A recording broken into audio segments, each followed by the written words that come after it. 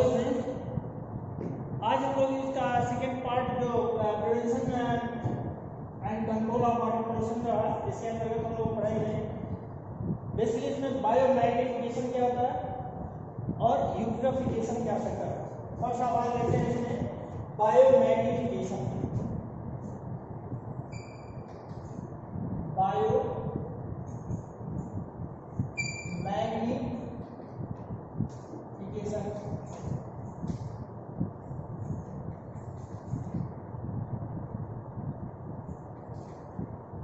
Biomagnification क्या होता है? बायोमैग्निफिकेशन में अगर देखा होता बेटा, बेसिकली क्या होता है, हमारे जो फिनोमेना, ये ऐसा फिनोमेना होता है जिसमें सर्टेन पॉल्यूटेंट्स एक्युमुलेट होते हैं हमारे टिश्यूज में। हमारे जो टिश्यू होता है, यानी हमारे जो भी हम लोग बॉडी के जो टिश्यूज होते हैं उसमें जो होते हैं बहुत सारे जो फिनोमेना जो इसमें पॉल्यूटेंट्स एंट्री कर जाते हैं, उसे हम ये फूड चेन के द्वारा या किसी भी जो सोर्स के द्वारा, जैसे मान लीजिए क्या होता है कि जैसे कोई अगर एक्वेटिक कंडीशन में अगर देखा जाता है या तो क्लोराइड की मात्रा या तो इसका नाइट्रेट की मात्रा, फास्फेट की मात्रा अगर मान लीजिए कोई है, हम जो पेस्टिसाइड डालते हैं वो पेस्टिसाइड क्या करता है, पेस्टिसाइड के थ्रू जो हमारे बहुत फार्मर्स होते हैं एग्रीकल्चर के द्वारा वो क्रॉप में क्रॉप प्रिवेंशन के लिए डालते हैं, तो उसके द्वारा जो होता है रेन सीजन में वो क्या करता है, सॉइल के थ्रू बहते हुए क्या कर उसमें जाता है, वो पॉन्ड्स में जाता है। पॉन्ड्स में जो होते हैं वो इसके जो कंडीशन होता है, ऐसे कंडीशन में पॉन्ड्स क्या करते हैं, उसमें जो फाइटोप्लैंक्टन होता है वहां पर जाता है, उसके द्वारा लेता है। अब फाइटोप्लैंक्टन से जो होता है जो स्मॉल फिशेस लेते हैं, जू प्लैंक्टन लेते हैं, जू प्लैंक्टन से स्मॉल फिशेस से जो होते हैं लार्ज फिशेस, और लार्ज फिशेस से क्या होता है ह्यूमन बीइंग में ये आता है। और ह्यूमन बीइंग में जो होता है हम इंजेस्ट करके क्या कर सकते हैं, इसके द्वारा जो हमारे टिश्यू में पहुंचता है, इस प्रोसेस को हम क्या कर सकते हैं, ये बायोमैग्निफिकेशन कर सकते हैं। तो बायोमैग्निफिकेशन अगर देखिए होता क्या है, the phenomena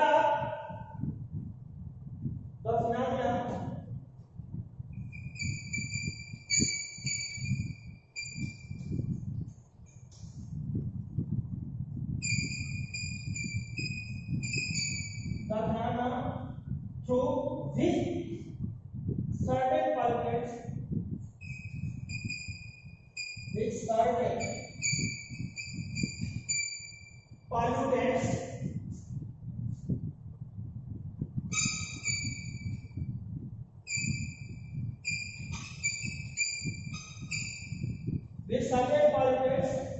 get accumulated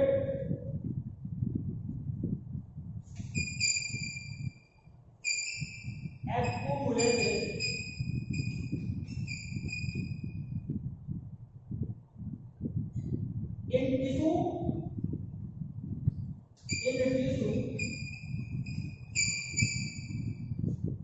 in increasing concentration. Tissue in increasing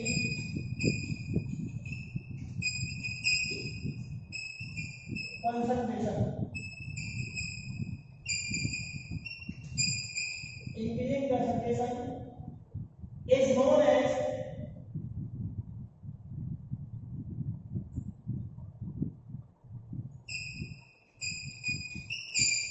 along the food chain.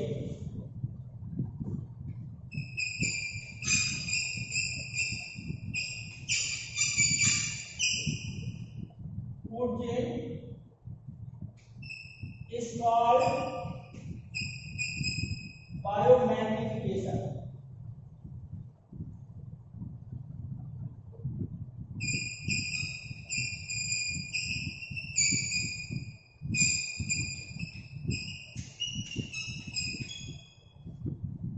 The phenomena through which the certain pollutants get accumulated in tissue in an increasing concentration along the food chain is called biomagnification. इसे हम biomagnification कर सकते हैं।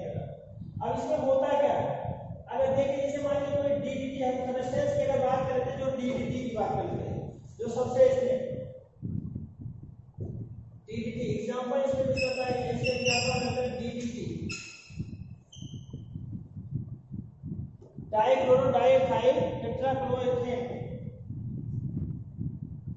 Dichloro diethyl टेट्राक्लोरोइथेन इसका होता है। अगर इसको देखा जाए बेसिकली ऐसे कंडीशन में जो वाटर बॉडी होता है, फर्स्ट अगर इसका देखा जाता है वाटर बॉडी होता है बेटा, वाटर बॉडी से क्या होता है, इसमें अगर देख लीजिए आता है बेसिकली इसमें फाइटोप्लैंक्टन,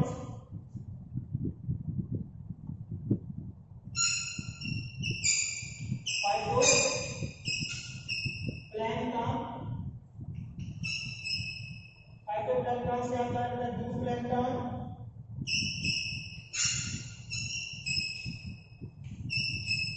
स्मॉल फिश,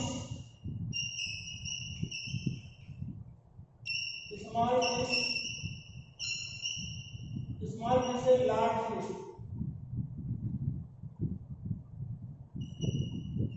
लार्ज या बिग फिश।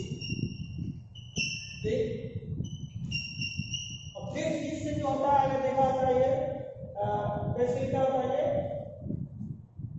लार्ज फिश में जो होता है इसके द्वारा ह्यूमन बीइंग में आते हैं। तो ऐसे कंडीशन में जो कंसंट्रेशन होता है वाटर बॉडी में, जो कंसंट्रेशन होता है कितना होता है 0. इसकी जो कंसंट्रेशन होता है, इसकी जो कंसंट्रेशन होता है, कंसंट्रेशन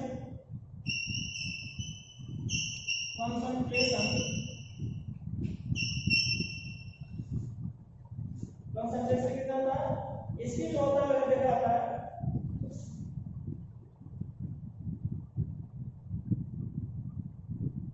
0.02 mm या ऐसे 0.02 ppm, 0.02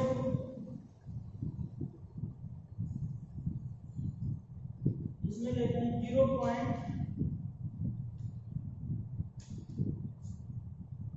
कंसंट्रेशन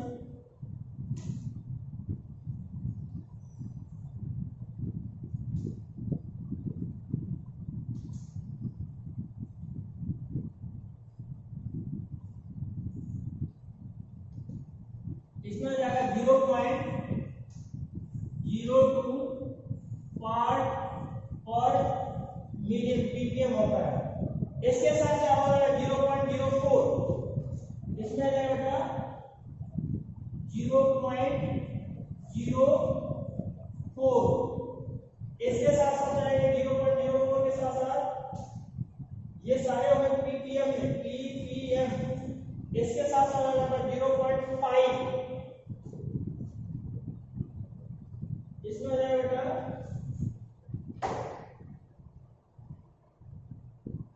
0.5, इसमें जाएगा 0.5 के साथ 2.5, 0.5 के साथ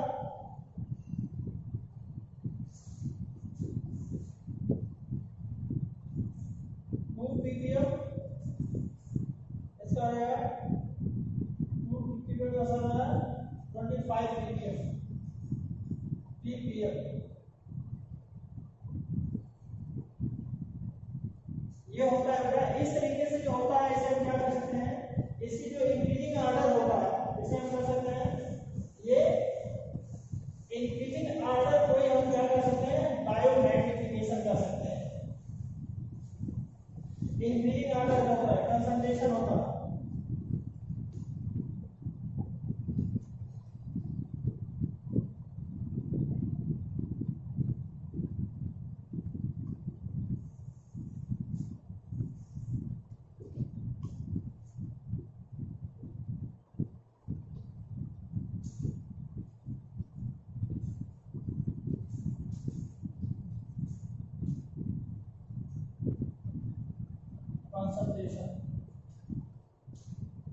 कंसंट्रेशन होता है। तो ये जो होता है बेटा ये स्मॉलेस्ट से लेकर के हायर तक में ये इंक्रीज कर सकता है। ये कैसा होता है, ये इंक्रीजिंग ऑर्डर में होता है। ऐसे हम बात को क्या कर सकते हैं, हम बायोमैग्निफिकेशन कर सकते हैं, बायोमैग्निफिकेशन। इसमें से अगर देखा जाए बेटा जो सबसे इंपॉर्टेंट क्या होता है, जो डीडीटी होता है, डीडीटी अगर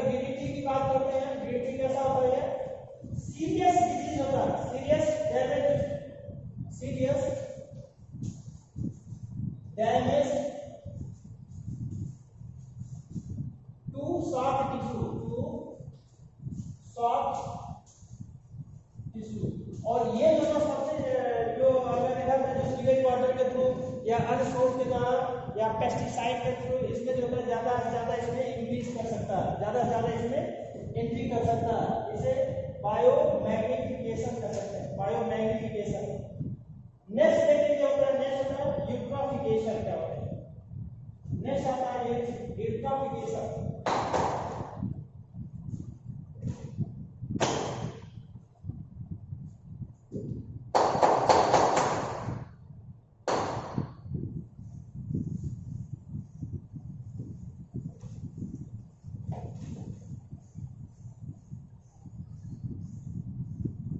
बायोमैग्निफिकेशन के साथ साथ होता है इसका नेक्स्ट यूट्रोफिकेशन।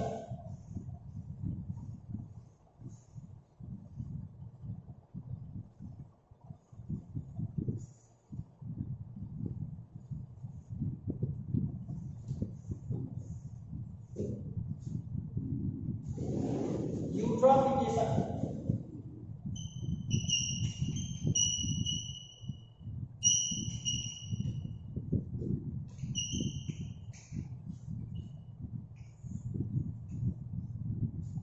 ये जो होता है यूट्रोफिकेशन में देखा जाता है, ये इट इज नेचुरल एजिंग होता है। नेचुरल एजिंग का मतलब इसमें क्या होता है कि basically excessive growth of alga plant animal in water. इसे हम क्या कह सकते हैं,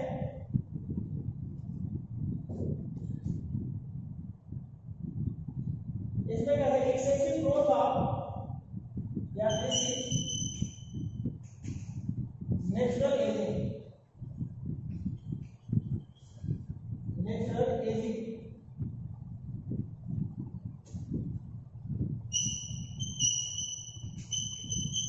ये नेचुरल एजिंग होता है बेटा। इसके साथ ही साथ natural ageing of lake. In this process,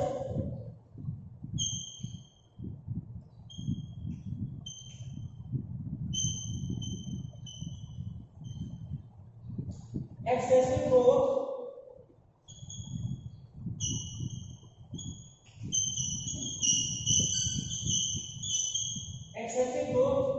of area, excessive growth of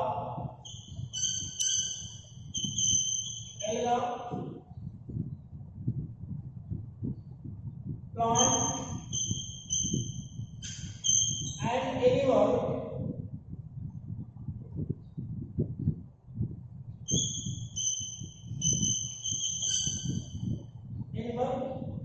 in water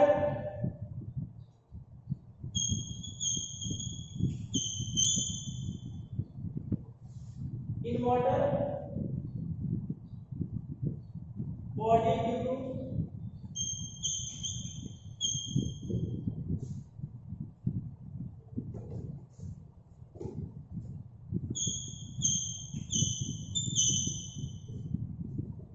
due to natural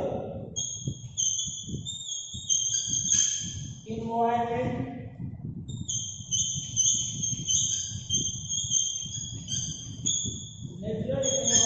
of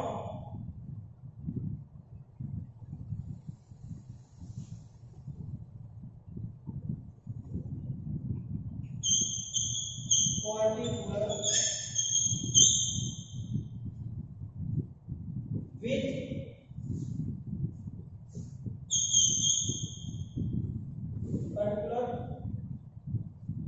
particular of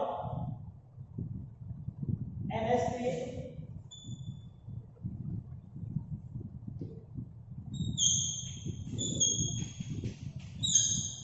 particular is ammonia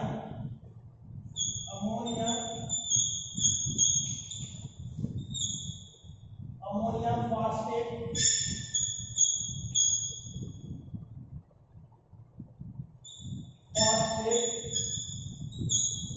ammonia phosphate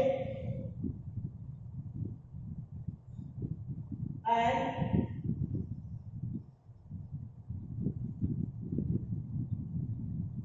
with eutrophication both ammonia and phosphate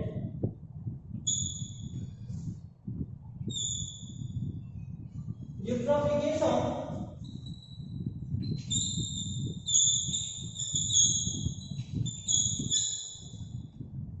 is both natural and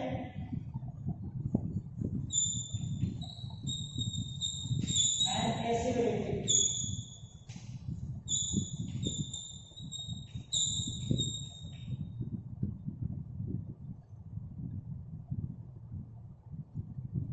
यहाँ पर देखिए जो होता है बेटा, आपको बताया कि बेसिकली ये भी एक तरीके से ये यूट्रोफिकेशन जो होता है बेसिकली यहाँ पर भी अगर हम लोग देखते हैं जो वाटर बॉडी में डिफरेंट टाइप्स के अमोनिया या फास्फोरस फास्फेट के फॉर्म में जो बायो फर्टिलाइजर या फर्टिलाइजर के थ्रू जो होता है वो बह करके या सीवेज वाटर के थ्रू या इंडस्ट्रीज के थ्रू आ करके ये क्या करते हैं, ये डेवलप कर सकते हैं एनवायरनमेंट को पर्टिकुलर जो होता है इसमें डेवलप कर सकते हैं।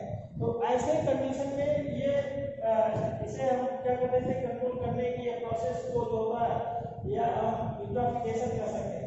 अगर हम लोग इसकी बात करते हैं बेसिकली जो सबसे इम्पोर्टेंट होता है, अगर हम लोग बात करेंगे जैसे मान लीजिए अगर ये कोई पॉन्ड्स है, अगर हम पॉन्ड्स की बात करते हैं, ये पॉन्ड्स वाटर है, ये पॉन्ड है, पॉन्ड में अगर देखा तो सबसे जो बेसल पार्ट में क्या होता है, ये वाटर का कंडीशन होता है, ये पॉन्ड है बेटा, ये वाटर है, वाटर। अब इसमें जो होता है जैसे बहुत ज्यादा दिन के होने के बाद क्या होता है, इसमें कैल्शियम कार्बोनेट या सैंड ये क्या करता है, ये सारे इसमें धीरे धीरे क्या करता है फिलअप होगा। फिलअप होने के साथ ही साथ इसका होता है इसमें जो परसेंटेज होता है ये सब सिल्ट हो गया, सैंड हो गया या एयर सेडिमेंटेशन पार्ट हो गया, सेडिमेंट्री पार्ट हो गया। तो यहाँ जो ये धीरे धीरे बढ़ करके क्या होता है, ये हमारी जो इंक्रीज होता है इसको इंक्रीज कर सकता है। बाद में जो होता है इसका जो न्यूट्रिशनल जो कंडीशन होता है ये सब क्या होता है इसमें डैमेज होने से करेक्ट होता चला जाता है या ये डिपॉजिट होता है। ऐसे में होता है जो हमारा जो एक्वाटिक एनिमल्स जो लाइफ होता है उसके लिए ये डिस्टर्ब काज कर सकते हैं या ह्यूमन एक्टिविटी के लिए क्या होता है हार्मफुल एक्टिविटी के रूप में होते हैं। अब ऐसे में जो होता है बेसिकली ये नेचुरल यूट्रोफिकेशन में क्या होता है, नेचुरल प्रोसेस, नेचुरल यूट्रोफिकेशन जो होता है ये नेचुरल प्रोसेस से शुरू होता है। अगर देखा आपने नेचुरल यूट्रोफिकेशन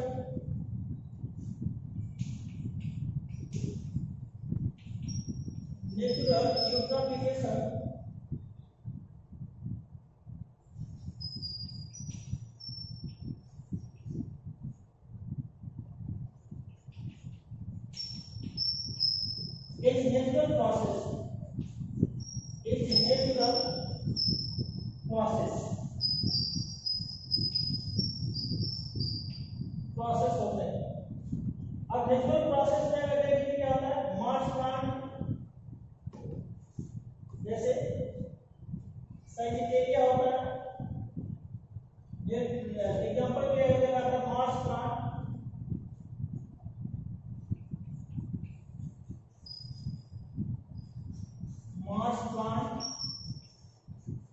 मार्स प्लांट के साथ साइजिटेरिया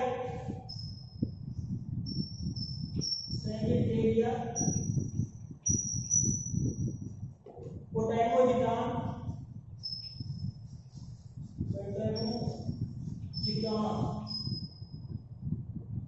grow in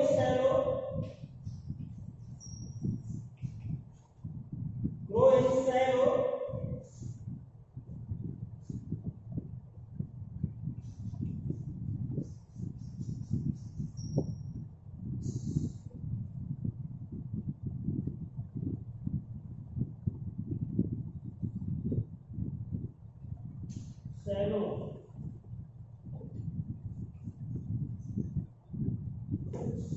begin the fill up and begin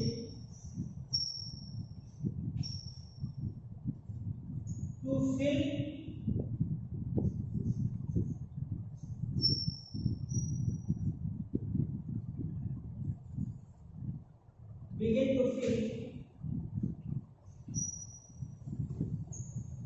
in the original way, in original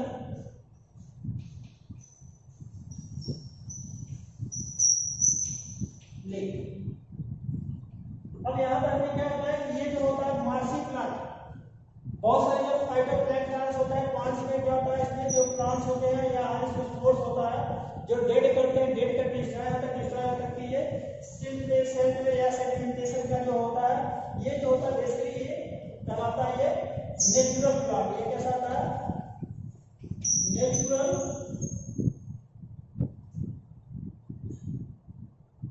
eutrophication.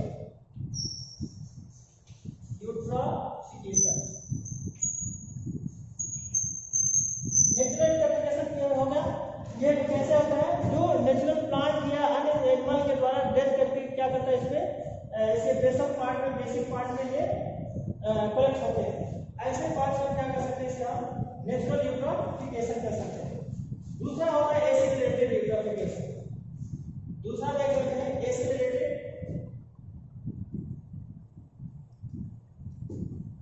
Acylated eutrophication क्या होता है,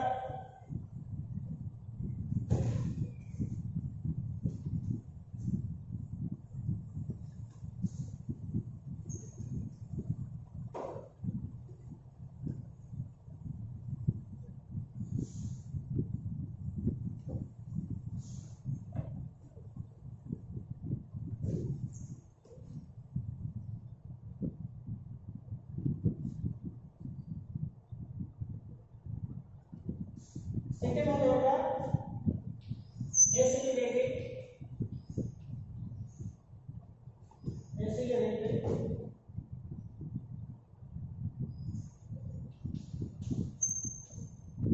eutrophication.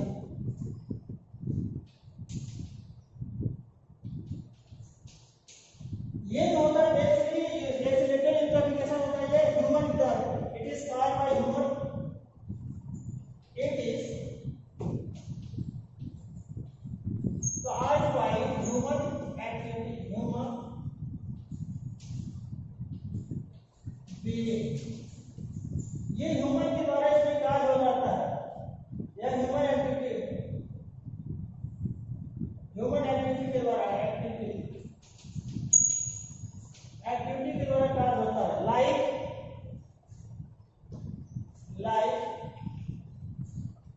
influence of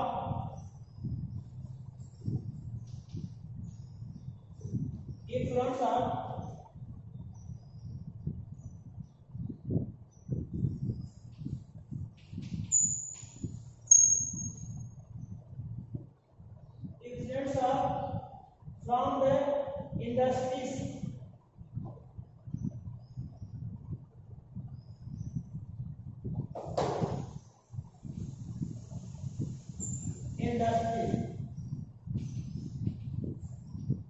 industry and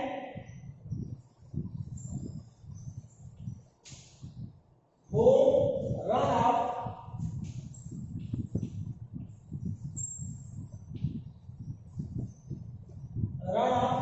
of fertilizer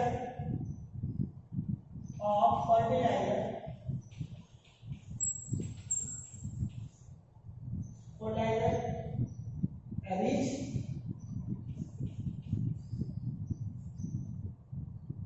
agriculture rich agriculture field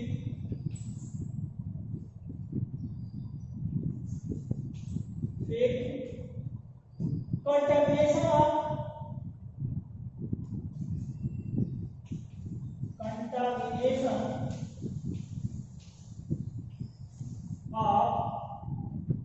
nitrates and phosphate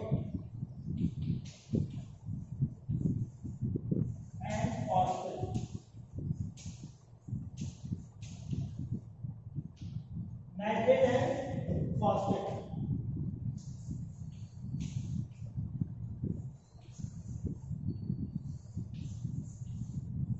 ये जो होता है बेटा acylated में क्या होता है, हमने बताया it is called by human activity like effects of industry. Basically हमने बताया कि इसके टू टाइप्स होते हैं, एक नेचुरल यूट्रोफिकेशन होता है जो प्लांट्स या ऑर्गेनिज्म के डेड करता है तो उसके बेसल पार्ट में एक्यूमुलेट होता है। दूसरा जो होता है जो एसिलेटेड यूट्रोफिकेशन होता है, इसमें इंडस्ट्री के द्वारा जो हार्मफुल एक्टिविटी जो काज हो सकता है या इंडस्ट्री के द्वारा, होम द्वारा जो पानी के द्वारा जो सीवेज वाटर होता है उसके द्वारा, फर्टिलाइजर या जो फर्टिलाइजर्स होता है, एग्रीकल्चर होता है, ये सारे जो होता है ये क्या करता है, ये नाइट्रेट और फॉस्फेट क्या करते हैं, वो वाटर बॉडी में कलेक्ट होते हैं।